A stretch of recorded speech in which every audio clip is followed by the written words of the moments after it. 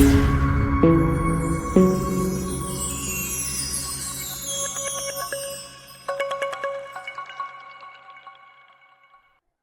күн, құрметті достар. Мәртебе ұстаз подкаст жобасының екінші түсірілімі басталды.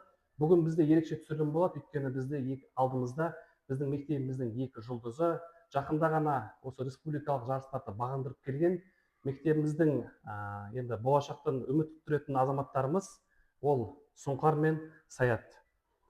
Жеңістерің құтты болсын, жігіттер. Рахмет. Нағыз азаматсыңдар. Мектебіміз болып қатты қуандық, бәріміз жанкүйер болдық сіздер үшін. Енді бірінші сұрақты бастасақ, осы жарыстарың туралы айтып өтсеңдер. Жарыстарың не туралы болды, қандай жарыс болды, аттарын айтып сол жерден. Қайырлы күн, құрметті тыңдармандар, және де қадірменді Нұрбек ұстаз. Жалпы мен қатысқан жарыс ол Хабар агенттігі және де Астана дарының ұйымдастыруымен жүргізілген 21 ғасыр көшбасшысы деген телевизиялық жоба. Жалпы мен өткен кезеңдер ол бізде ең бірінші мектепшілік кезең өтті. Мектепшілік кезеңнен кейін мектептердің арасынан аудандық кезең, одан кейін қалалық кезең. Енді осы қалалық кезеңнен кейін Құдай қаласа көктемге таман Алматы қаласында финалдық кезең, ақтық кезең өтеді. Вот сол кезде жеңімпаз анықталады. Нағыз жеңімпаз. Сіз осы неден бірінші орын алдыңыз ғой, қалалықтан, иә? Енді осы Астана қаласының атынан шығып бара жатсыз. Астана қаласынан, иә. Тамаша. Саламатсыздар ма? Менің атым Сұңқар. Жалпы олимпиадам туралы айтып кетсем, мен қатысқан олимпиадам президенттік олимпиада болған. Оның мектепшілік, қалалық, аудандық және республикалық кезеңдер болған. Мен республикалық кезеңнен 3-ші орын алдым. Жалпы президенттік олимпиада 4 пәннен бойынша бағаланатын. Ол математика, физика, биология, химия. Жалпы алғанда 100 балл, әр пәннен 25 балдан. Сонда бірінші орын алу үшін, яғни жүлделі орын алу үшін оқушы әрбір пәннен өзекті болу керек, білімі болу керек. Яғни жаратылыстану ғылымы бағытында 4 пәннен білімдеріңіз тексерді. Иә. Ол жалпы сіздердікі жарыс қай жерде өтті? Жарыс нөмір 100-ші келешек мектебінде өтті. Келешек мектебінде болды. Иә. Тамаша, құттықтаймын. Ал енді мынау айтыңдаршы, осы жалпы жарысқа дайындық барысы қалай жүрді? Қандай бір амалдар, тактикалар, ұстаздармен дайындық процестері туралы осы уақыт соң. Яғни тойдың боларынан боларсы қызық дейді ғой. Сол процесс қалай болды, сол қызық та бізге. Енді бұны сіздерден кейінгі сіздердің інілеріңіз, қарындастарыңыз көреді да. Яғни солар қалай дайындалса, қалай тіркелу керек, қалай осы, мысалы, бұл жыл сайын болатын жарыстар ғой енді бұл. Жалпы негізі олимпиаданың бастапқы этаптары ол мектепшілік, қалалық және аудандық. Маған дайындалу керек болған жоқ, себебі бұл кезеңдерде негізінен мектепшілік білім сынаққа түседі. Сондықтан және де аудандық кезеңде эссе жазу болған. Эссе жазу аудандық кезеңнен өткеннен кейін менде дайындауға 1 ай болды. Иә, менде 1 ай болды. Сол 1 айдың ішінде мен осы өткен жылдардағы республикалық кезеңдердің тапсырмаларын қарап шықтым. Және осы жалпы қандай тапсырмалар көбінесе кездеседі деген сияқты, және қандай тақырыптарды көбінесе қарау керек деген сияқты ұсыныстар жасадым. Және бұл негізінен ең көп көмектескен осы болған. Себебі тапсырмалар өте ұқсас келді, бірақ формат басқа болды. Бірақ негізінен тақырыптар бірдей болды.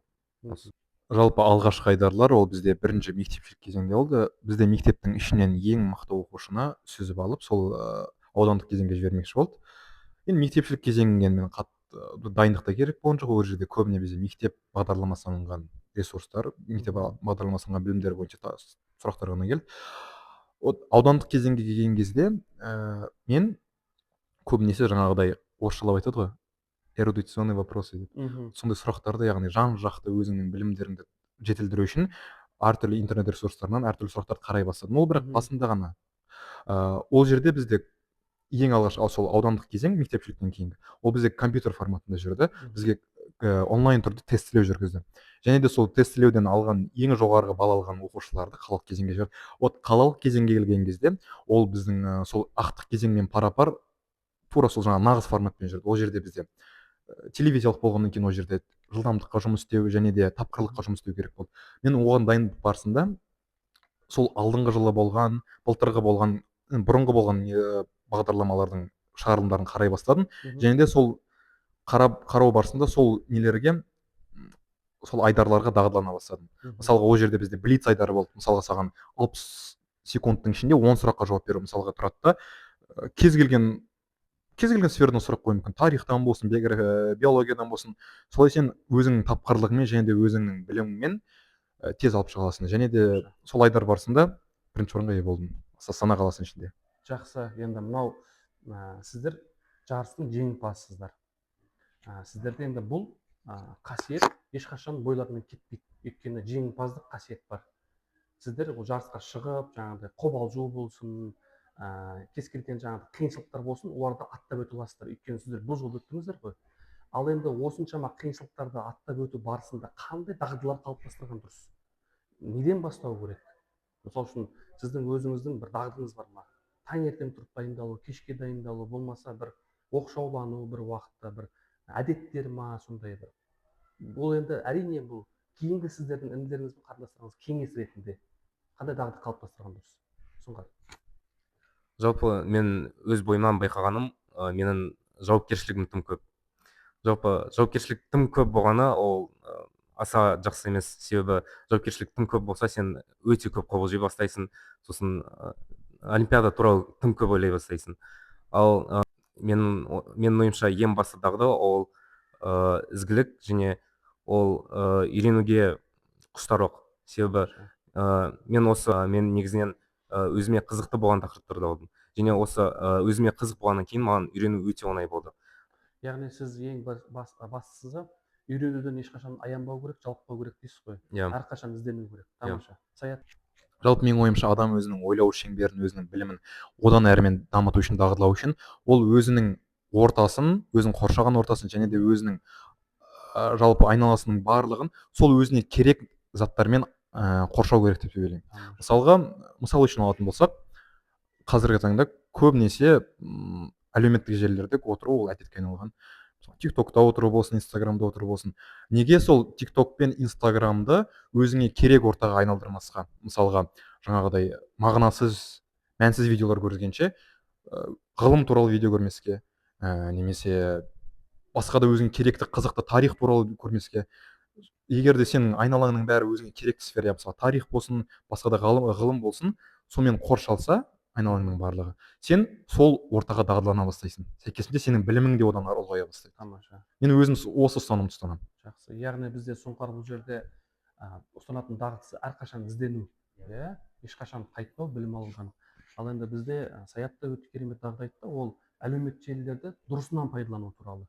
Екеуі де біздің білім алуға өте көп көмектесетін құралдар. Ал енді оқушылар, әрине енді осыншама жетістікке жеткенге біз үшін ең үлкен ол ұстаздарымыз бар ғой біздің, мұғалімдеріміз. Осыған дайындаған, әр сабақта сіздерге үйреткен, аянбаған сіздерге сол ұстаздарыңыз туралы, яғни қатысатын алдында сізге көп көмектескен, сіздің жаныңызды көбірек табылған ұстаздарыңыз туралы. Әрине ол енді осы пәндік ұстаздарыңыз сіздердің. Ол математика, физика, химия, биология секілді ұстаздарыңыз. Жалпы мен 4 пәннен қатысқаннан кейін мен үшін биология, химия, математика, физика мұғалімдері үлкен рөл ойнады. Себебі әр мұғалім өз пәні бойынша маған ақпарат берді, нені үйрену керек екенін айтты. Мысалы, бір есептердің шешілу жолдарын түсіндірді. Яғни осындай жайлы жағдай жасауы, яғни мені білімге құштарлыққа ынталандыру негізінен көп рөл ойнады.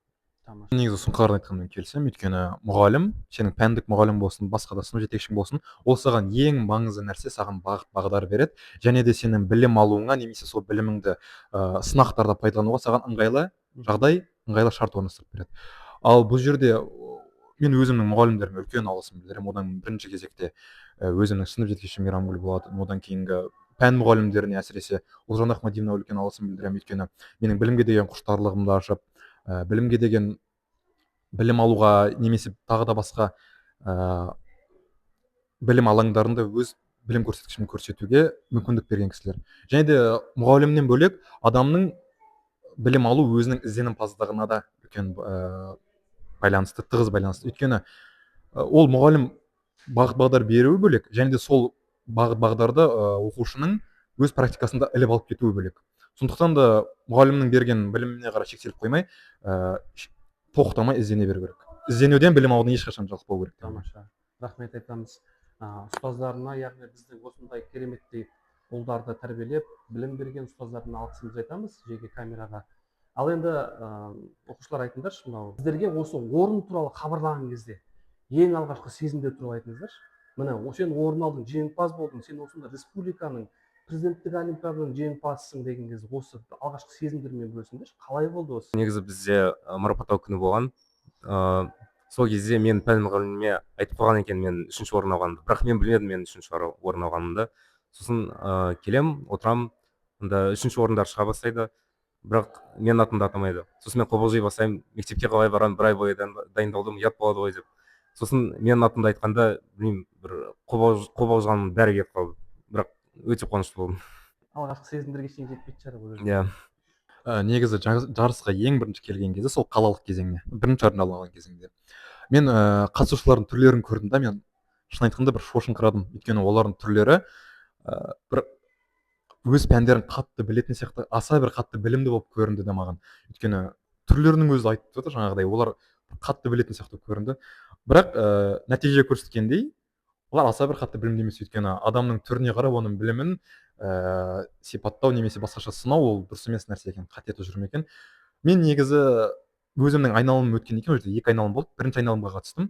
Мен өзімнің айналымым өткеннен кейін мен өзім жеңетінімді біліп тұрдым. Өйткені соңында нәтижелерін бізге көрсетті, и нәтижелердің айырмашылығы өте үлкен болды. Мен ана жерде біліп тұрдым өзім сенімді түрде жеңетінімді. Қанша балл алдыңыз өзі, қанша ұпай айырмашылығы? Менің айналымда менің балым 17 немесе 19 болды, 17 болды. Ал менен кейін екінші орында тұрған бір қыз бала болды, онда 9 балл болды. Мәссаған, 2 есе өсіп кеткен екенсіз. И бірақ қаншалықты өзіме сенімді болып тұрсам да, өзімнің атымды атаған кезде бәрібір де оның сезімі өте бір жеңістің дәмі тәтті дейді ғой. Сезімі бәрі бөлек болады, қанша сенімді болып тұрсаң да. Яғни біліп тұрдыңыз ғой, осынша мен чемпионмын деп. Иә, өйткені ұпайдан ақ көрініп тұрды. Өте жақсы. Қатты қуаныштымыз енді. Сіздермен біз де бір толқу сәтінде болдық. Бүгін Саят жарысқа түсейін деп жатыр. Бүгін Сұңқар жарысқа түседі, ақтық кезең деп барлығымыз. Енді оқушылар, мына алдарыңызда камера тұр. Сіздерден кейін енді биыл сіздер түлексіздер. Мектепте ұшып шығасыздар. Екеуіңіз де алтын белгіге үміткерсіздер. Алтын белгілеріңізді ақтап шығыңыздар, қорғаңыздар. Енді сіздер қорғайды деп білемін, ақтайды деп білемін. Өйткені сіздер жалпы қамшы салдырмайтын оқушысыздар. Жаңа айтқандай өздігіңізбен ізденетін оқушысыздар.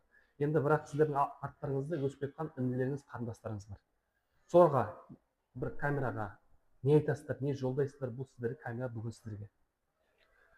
Білім алуда немесе оқуда бірінші кезекте жауапкершілік болыңдар. Жауапкершілікті бірінші орынға қойыңдар. Өйткені жауапкершілік арқылы ғана, тәртіп арқылы ғана сендер жүйелі түрде білім алады. Біздің әлемнің екінші ұстазы Әл-Фараби айтқандай, тәртіп жоқ жерде білім болмайды. Және де білім алудан, оқудан ешқашан жалықпаңдар. Менің айтатыным, білім алудан ешқашан қорықпаңдар, әрқашан ізденіңдер және өздеріңіз сүйетін нәрселерін табыңдар. Тағы айтатыным, барлығына сүйіспеншілікпен және шыншылдықпен қараңдар. Сүйіспеншілік пен шыншылдық әр адамды үлкен белестерге алып барады. Рахмет. Ал құрметті біздің көрермендер, құрметті оқушылар, құрметті ұстаздар, ата-аналар, өзімізді қорытындыласақ, жалпы мынау қазақтың ең алғашқы ұстазы болған, қазақтың жерінен келіп мектеп ашып, қазақтың жеріне келіп, қазақтың баласы оқысын деп, сол кісіні оқуға жіберіп жатқан кезде атасы Балғожа би немересіне қарап тұрып, үміт еткен көзімнің нұры балам деп хат жазған екен артынан. Яғни ол жердегі айтқысы келіп отқаны, мен сенен үміт етемін, сен менің көзімнің нұрысың деп, ол кісіге сол аманатты жүктеп жібереді. Сол аманатты сезінген Ыбырай қазақтың жеріне келіп, мектеп ашып, қазақтың балаларының көзін ашқан еді. Міне бізде сол Балғожа би секілді сіздер де біздердің үміт еткен көзіміздің нұрысыздар. Сіздердің болашақтарыңыздан өте үлкен үміт күтеміз. Енді осы биыл мектепті өте жақсы деңгейде тәмамдап, барлықтарыңыз тек қана сіздер ғана емес, сіздердің сыныптастарыңыз, достарыңыз, бүкіл жан жақтағы барлық 11 сынып түлектеріне айтарым бірақ тілек, сіздердің барлықтарыңызды үміт етеміз. Сіздер алға қойған жоспарларыңыз орындала берсін. Тек қана мақсаттарыңызға жетіңіздер және қазақ еліне қызмет етуді ұмытпаңыздар.